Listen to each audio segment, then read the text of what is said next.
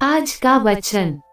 पहला पाठ एजरा का ग्रंथ, अध्याय 1 पद संख्या 1 से 6। यिर्मयाह द्वारा घोषित अपनी वाणी पूरी करने के लिए प्रभु ने फारस के राजा सीरूस को उसके शासनकाल के प्रथम वर्ष में प्रेरित किया कि वह अपने संपूर्ण राज्य में ये लिखित राजाजा प्रसारित करे।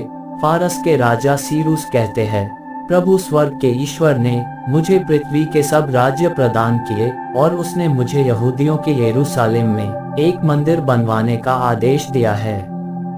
ईश्वर उनके साथ रहे जो तुम लोगों में उसकी प्रजा के सदस्य हैं। वे लोग यरूशलेम में रहने वाले इस्राएल के ईश्वर प्रभु का मंदिर बनाने के लिए यरूशलेम की ओर प्रस्थान करें। जहाँ कहीं कोई इजरायली हो उसको वहाँ के लोग चांदी, सोना, सामान, पशुधन और यरूशलेम में रहने वाले ईश्वर के मंदिर के लिए स्वेच्छित उपहार प्रदान करें। तब यूदा और बेन्यामीन के परिवारों के अध्यक्ष याजक और लेवी, वे सब लोग जिन्हें ईश्वर से ये प्रेरणा मिली, यरूशलेम में रहने वाले प्रभु का मंदिर बनवाने के लिए लौटने की तैयारियां करने लगे। उनके सभी पड़ोसी उन्हें चांदी, सोना, सामान, पशुधन, बहुत सी बहुमूल्य वस्तुएं और स्वेच्छित उपहार देकर उनकी हर प्रकार की सहायता करते थे। यह प्रभु की वाणी है। सुसमाचार संत लूकस, अध्याय 8 पद संख्या 16 से 18। कोई दीपक जलाकर बर्तन से नहीं ढकता या पलंग के नीचे नहीं रखता, बल्कि वह उसे दीवट पर रख देता है, जिससे भीतर आने वाले उसका प्रकाश देख सकें। ऐसा कुछ भी छिपा हुआ नहीं है जो प्रकट नहीं होगा, और ऐसा कुछ भी गुप्त नहीं है जो नहीं फैलेगा और प्रकाश में नहीं आएगा। तो इसके संबंध में सावधान रहो कि तुम किस तरह सुनते हो, क्योंकि जिसके पास कुछ है उसी को और दिया जाएगा, और जिसके पास कुछ नहीं है उससे वह भी ले लिया जाएगा जिसे वह अपना समझता है। यह प्रभु का पवित्र सुसमाचार है।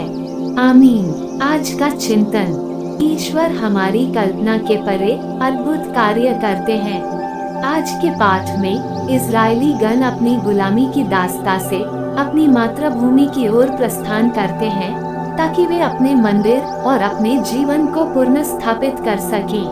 सबसे आश्चर्य की बात यह है कि राजा सीरूस सार्वजनिक रूप से ऐलान करता है कि सभी इजरायली अपने प्रतिज्ञात देश लौटे और वहाँ के लोग स्वेच्छा पूर्वक सोना, चांदी, सामान, पशुधन के रूप में उपहार दे, ताकि ईश्वर के मंदिर का निर्माण हो सके।